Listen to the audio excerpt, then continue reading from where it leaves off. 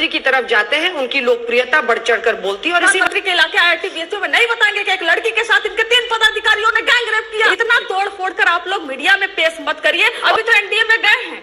नीतीश जी क्या बोला था? आप लोगों ने खूब उस पर चर्चा किया था, खूब चर्चा किया था, लेकिन आप नहीं उस पर कहेंगी क्या करना उन्होंने क्या पॉपुलेशन कंट्रोल पर बिहार की विधानसभा और विधान परिषद में जो बोला था, कहना क्या है? आप बताइए, लिख के दीजिए, मैं बोलती हूँ, जो आप देंगे मैं पढ़ दूंगी। नहीं, उन्होंने उनकी भाषा अश्लील नहीं रह गई ना, क्योंकि वो बीजेपी के साथ। मतलब आज महिलाओं युवाओं पर है, तो आप चाहती हैं नीतीश बाबू पर बोलूं? आपने भी कुछ सेकंड पहले कहा कि इसने क्या बोला, उसने क्या बोला, इस पर डिबेट नहीं करते, मुद्दों पर करते। वो कब से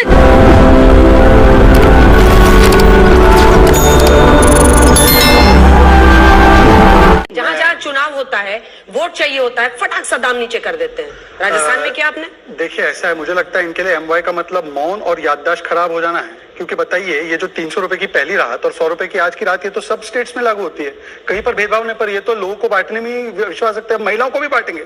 मतलब ये यहाँ की महिला, वो वहां की महिला, ये जाति है, वो जाति, ये वो। अब सुनिए 10 सेकंड और, मतलब उन्होंने संदेश खाली पर तो मौन रहने का काम किया, चलिए छोड़ देते हैं। उन्होंने कहा अपने अपने राज्यों की बात करें, चलिए करते। हाईएस्ट यूपी में है कन्विक्शन रेट 71%, राजस्थान में हाईएस्ट नंबर ऑफ रेप्स था, वहां पर शांति धारीवाल जिसने कहा था मर्दों का प्रदेश है, रेप होता रहेगा, उसको टिकट सोनिया गांधी ने बुलाकर दिया। और आखिरी बात, परसेप्शन रियलिटी, 370-35 से हटने के बाद महिलाओं को पहली बार अधिकार मिला जम्मू कश्मीर में। मान्यवर 3 तलाक का कानून बनाने की वकालत सुप्रीम कोर्ट ने की, हमने बनाया। लेकिन मैं बस ये देख रही हूँ कि आप दोनों कैसे कन्वीनियंटली एक स्पेनिश महिला के साथ जो हुआ झारखंड में, उस पर आप दोनों ने चुप्पी साध। नहीं अंजना जी, मैंने मैं समझना चाह रही हूँ, क्यों। एक सेकंड अंजना जी, आज मैंने ऑफिशियल प्रेस कॉन्फ्रेंस में डुमका इशू उठाया, 2 बार उठाया पार्टी की तरफ से। आप ये मत कहिए हमारी पार्टी ने डुमका, पलामू में भी हुआ है बलात्कार, सामूहिक बलात्कार। ये सत्ता बचाओ में इतने व्यस्त, बेटी बचाओ करते हैं, चाचा बचाओ करते हैं। आप दुमका कीजिए, उत्तर प्रदेश करेंगे। कंचना जी, आपके पास आते हुए सवाल ये है कि तेजस्वी यादव खुद एक युवा नेता है और वो कोशिश कर रहे हैं कि पॉलिटिक्स में वो अपनी जगह बनाए, और उन्होंने पिछले चुनाव में बनाए। लेकिन जब बात लोकसभा की आती है, तब महिलाएं हो, युवा हो, सब प्रधानमंत्री की तरफ जाते हैं, उनकी लोकप्रियता बढ़ चढ़कर बोलती है। और इसी वजह से खाता नहीं खुला था आप लोगों का पिछली बार। देखिए, आपको बता दे कि हमें बहुत गर्व है कि आज अंतर्राष्ट्रीय महिला दिवस के अवसर पर 5 विधान परिषद की जो उम्मीदवार की घोषणा की गई है बिहार में, उसमें 5 में से 3 महिलाएं हैं। ये नाम लेना शायद भूल गए थे, एक ही नाम बस लिए हैं। और दूसरी बात हम आपको बता दें कि आप 1999 से ही बात क्यों कर रही हैं। पहली लोकसभा में हम देखें तो 78 मिलियन महिलाएं जो है वोट की हुई थी, और वो धीरे धीरे एक प्रोसेस होता है, उसके तहत आकर आज 2019 में 0.17% जो महिलाओं का मतदान था, वो पुरुषों के भी मतदान से ज्यादा था। ये एक दिन का काम नहीं है। और ये किस लिए हुआ और कैसे हुआ, इसके लिए हमें 2004 और 2009 वाली सरकार में जाना पड़ेगा। उस समय महिलाओं के लिए जो व्यवस्था की गई, चाहे वो घरेलू हिंसा से महिलाओं की सुरक्षा अधिनियम हो, चाहे जननी सुरक्षा योजना हो, चाहे इंदिरा गांधी मातृत्व योजना हो, चाहे कस्तूरबा गांधी विद्यालय योजना हो, चाहे कार्यस्थली पर महिलाओं का यौन उत्पीड़न रोकथाम का अधिनियम हो, और चाहे निर्भया अधिनियम हो, तो ये सारे, और खासकर राइट टू एजुकेशन का जो एक्ट है, उससे महिलाओं को। एक सेकंड, आपको टोक रही हूँ कंचना जी, एक सेकंड। इसका श्रेय कम से कम आप लोग मत लीजिए। कोई राजनीतिक पार्टी, ना बीजेपी ले, ना कांग्रेस ले, ना आरजेडी ले, ना कोई और ले, कि महिलाएं ज्यादा वोट करने आ रही है तो वो किसी राजनीतिक पार्टी या किसी सरकार की वजह से है। क्योंकि उसी दौरान निर्भया कांड भी हुआ था। महिलाओं को ये लगा कि उनकी आवाज सिर्फ उनके वोट के जरिए देश की संसद में पहुंचेगी, इसलिए वो बाहर निकली हैं। अनेकों वजह है, महिलाएं अपनी वजह से निकली हैं, इसका श्रेय कोई मत लीजिए। मैं आपसे रिक्वेस्ट कर रही हूँ जी, महिलाओं ने अपनी आवाज खुद, ये नहीं कि आपने कुछ कर दिया ऐसे महिलाएं ज्यादा जवाब आप करिए। लेकिन जब क्रेडिट प्रधानमंत्री नरेंद्र मोदी जी को देने, इसका क्रेडिट वो भी नहीं ले सकते। लेकिन आज अगर महिलाओं का परसेंटेज बढ़ा है, तो एक वजह है महिलाओं की शिक्षा। महिलाओं की शिक्षा जैसे जैसे बढ़ती गई है, जागरूकता बढ़ती गई है, वो समझती गई है कि हमें कौन सी सरकार चुननी है। और इसलिए हम कहते हैं कि 2024 का जो इलेक्शन होने वाला है, वो 4 क्रूशियल पॉइंट पे, पहला बेरोजगारी, इसकी सबसे ज्यादा मार महिलाओं पर है। अरे 1243 महिलाओं से अफेक्टेड नहीं है। 50% महिलाएं जो पढ़ाई कर रही हैं, 50% महिलाएं भी उसमें अफेक्टेड है।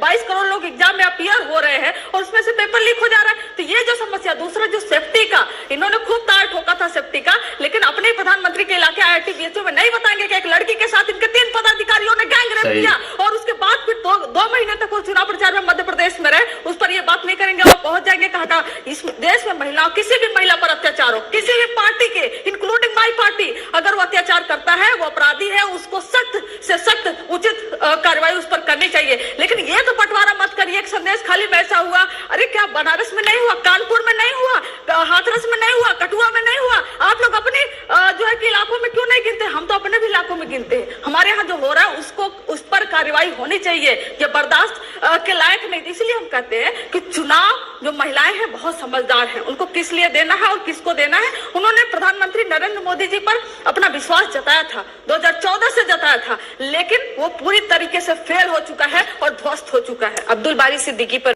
भी मैं चाहती हूँ कि आप 2 लाइन बोलें, क्योंकि उनको नॉमिनेट किया गया है, तो कुछ तो आप में हुनर देखा होगा उनमें, जो कहते हैं कि अब ये नारी शक्ति वंदन अधिनियम आने से लिपस्टिक लगाने वाली पहुंचेंगी संसद। देखिए, मैं उनको उस बात को नहीं डिफेंड कर रही हूँ, वो तरीका गलत हो सकता है, लेकिन जो कहने का मतलब है नहीं, अच्छा, आप ठीक उस पर नहीं, आप नहीं, मेरी हिम्मत हाँ। आप इस पर कहिए कि उनका जो कहने का मतलब था, जो पिछड़े समाज की महिलाएं हैं, जो गांव देहात में रहने वाली महिलाएं हैं, जो अनएजुकेटेड महिलाएं हैं, जो मार्जिनल महिलाएं हैं, उनकी भी भागीदारी बढ़ाओ और ओबीसी को अलग से कोटा दो।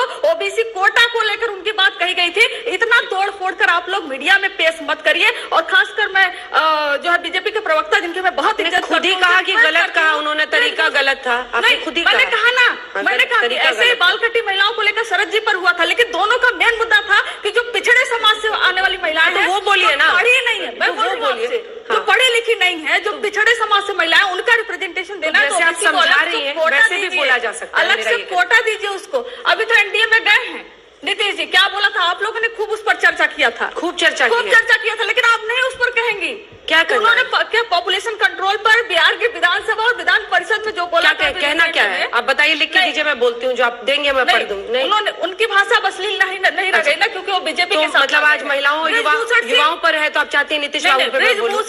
आप लिख के दीजिए ना, मैं ब्रिजभूषण शरण सिंह जो है अब वो बहुत अच्छे देवता हो गए हैं, जो महिलाओं के छाती पर हाथ रखकर सांस चेक करते हैं। इनके अभी टिकट देंगे उनको, ये ठीक है। इनके पदाधिकारी जब काम करते हैं तो ये लोग डिफेंड करते हैं। संजना जी, मैंने शुरुआत से लेकर अब तक संदेश खाली पर स्टैंड पूछा है, वो बोल नहीं रहे हैं। मैंने हर विषय पर जवाब दिया है, निर्भया फंड पर भी दिया, ब्रिजभूषण पर भी दिया। मैं एक और जवाब देता हूं। हमने तो देखिए, सुनिए अंजना जी, बीच में डिस्टर्बेंस नहीं। इन्होंने कहा टेनी जी के पुत्र पर आरोप लगे, टेनी जी को टिकट दे दिया। गायत्री प्रजापति कन्विक्टेड इन पॉक्सो, उसकी बीवी को टिकट दिया समाजवादियों ने, आपके साथ है, बताइए क्यों दिया? बॉयज विल बी बॉयज बोला था उनके परिवार ने।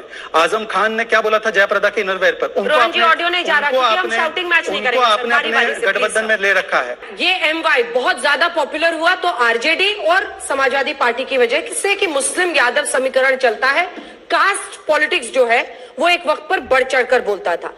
क्या ये नया जो एमवाई बना है ये चैलेंज भी करता है, चुनौती देता है उस पुराने एमवाई समीकरण को, जिसके जरिए ये आरोप लगता था कि आरजेडी हो या फिर समाजवादी पार्टी हो वो चुनाव जीतते हैं? देखिए, पुराना भी एमवाई बनाया गया था जानबूझकर कि इनको एमवाई बस वोट मिलता है। अभी भी वही नैरेटिव गढ़ा जा रहा था, हम उस नैरेटिव में नहीं जाते। आपने भी कुछ सेकंड पहले कहा कि इसने क्या बोला, उसने क्या बोला, इस पर डिबेट नहीं करते, मुद्दों पर करते। वो कब से जवाब मांगे जा रहे। मैं उनसे जवाब मांगती हूँ, अरे चुनावी चंदा जैसे भ्रष्टाचार पर एक बार तो जवाब दे दीजिए आप, लेकिन आपका मुंह नहीं खुला। मुझे नहीं लगता कि भारतीय जनता पार्टी का एक भी प्रवक्ता नेता चुनावी चंदा पर अपनी जुबान खोला।